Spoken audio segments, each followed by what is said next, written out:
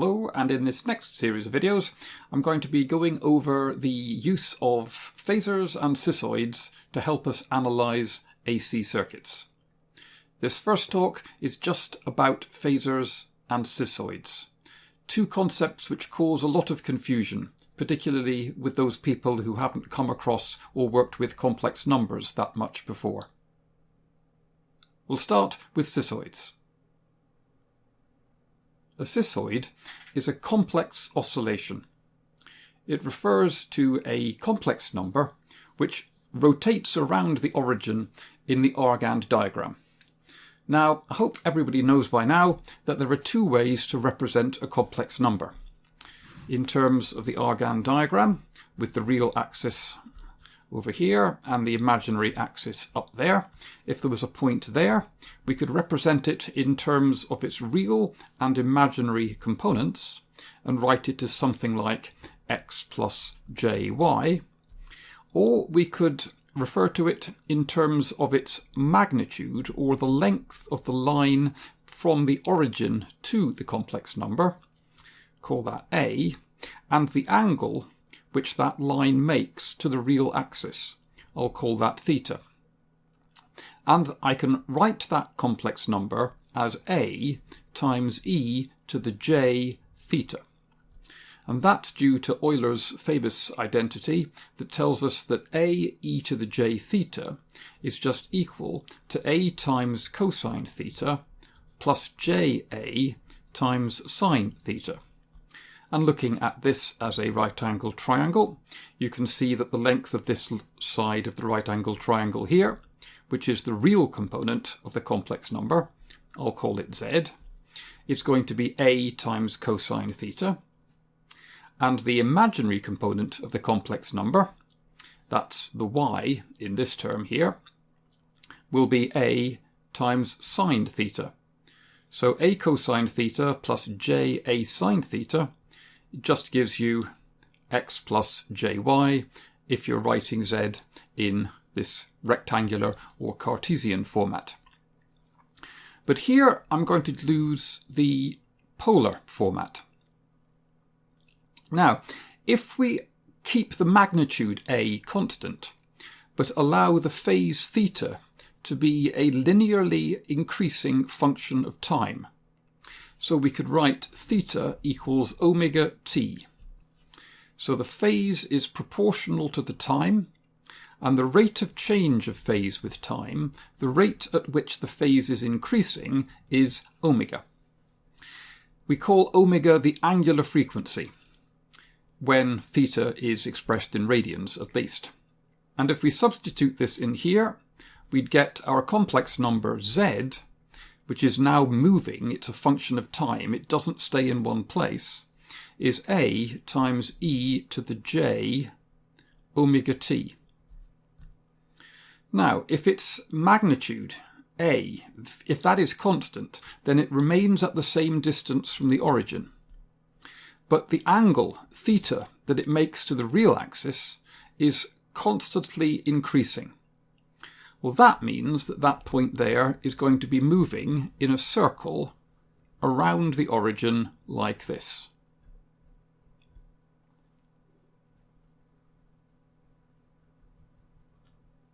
And so on.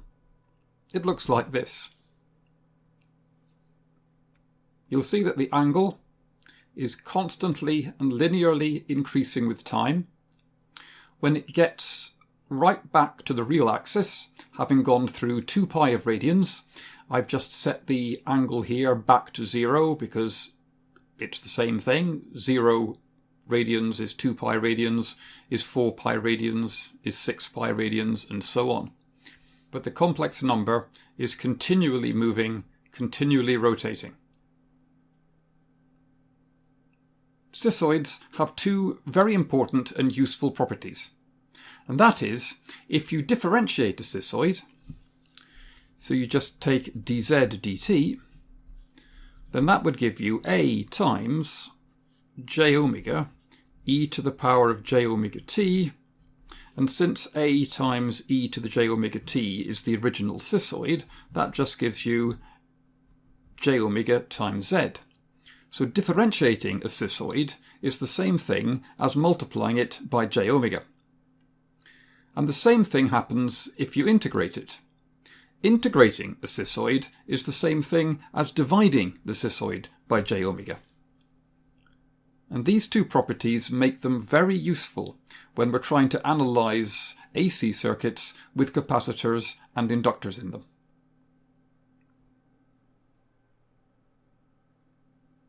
Next, phasors. Phasors don't move. A phasor is a constant static complex number which represents a real oscillation. And you convert the complex number from the constant complex value to the oscillation by taking the phasor, just call it B in this case, multiplying it by e to the j omega t, and taking the real part of that product, where omega is the angular frequency. The phasor contains information about the magnitude of the oscillation and about the phase of the oscillation, but not about the frequency of the oscillation. Just being told what the phasor is doesn't tell you anything about the frequency at which that oscillation is happening. Again, it's most useful here if we write the complex number, in this case the constant phasor B, as a polar complex number. So if I wrote it B equals A e to the j theta, substituted that into here, we'd get the real part of A times e to the j theta times e to the j omega t. Using the property of exponents, that x to the power of A times x to the power of B is x to the power of A plus B, that just gives us the real part of A times e to the j omega t plus theta. Expanding that using Euler's identity gives us the real part of A cosine omega t plus theta plus ja sine omega t plus theta. And if I take the real part of that, that is real, that is completely imaginary, so that's just going to be equal to A cosine omega t plus theta. And that is a real oscillation. A voltage or a current in the real world actually could have that value.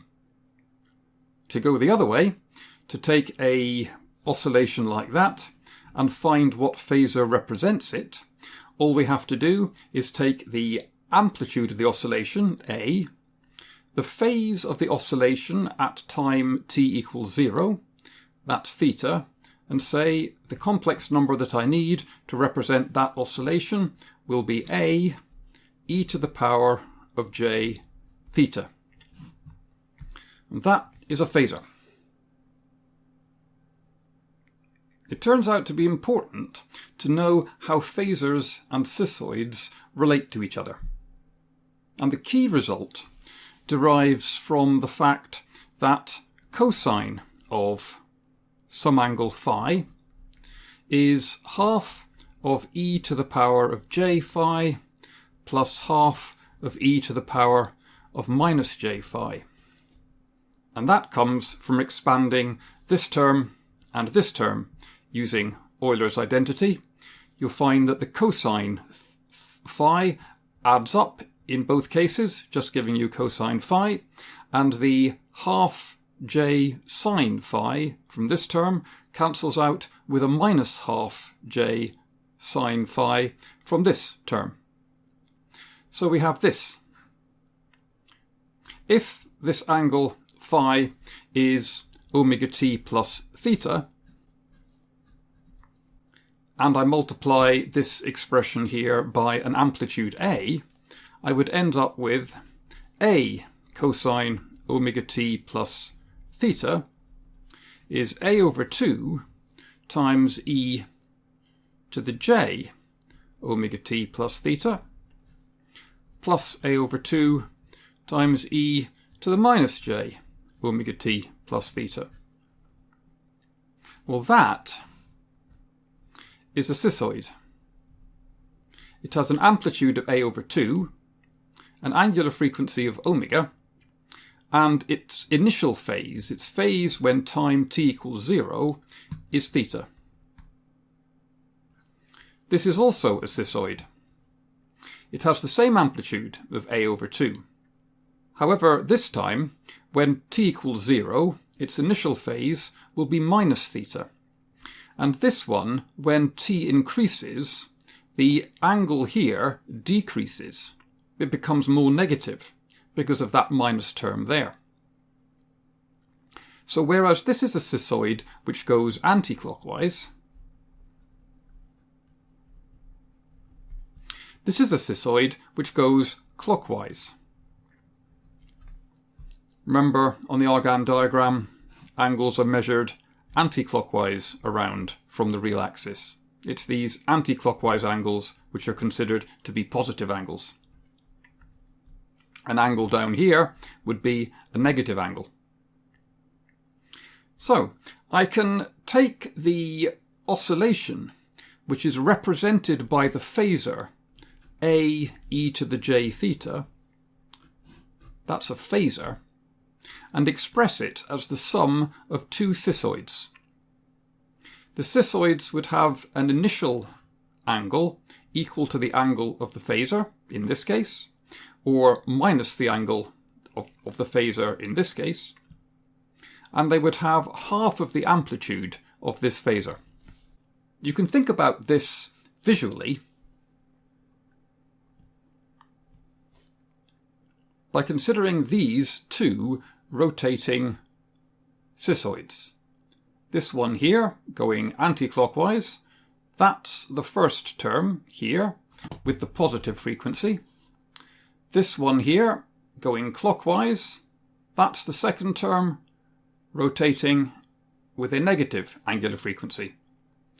You can see that at every single time the imaginary component of these two oscillations cancels out.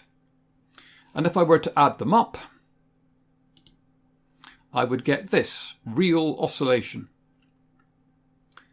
And that real oscillation there is the real part of this cisoid that I started with. You may also note that this cisoid here is exactly the same phase and half of the amplitude of this original cisoid here. So if I take this original cisoid that I had, divide it by 2 to get this cisoid, generate another cisoid which has the same amplitude but exactly the negative phase of it, that's this one, and add those two cisoid components together, I would get the blue dot, which is the real component of my original cisoid. It can be confusing at first, but it's a really important concept to get your head around. Next time, we'll have a look at how we can use these concepts in circuit analysis.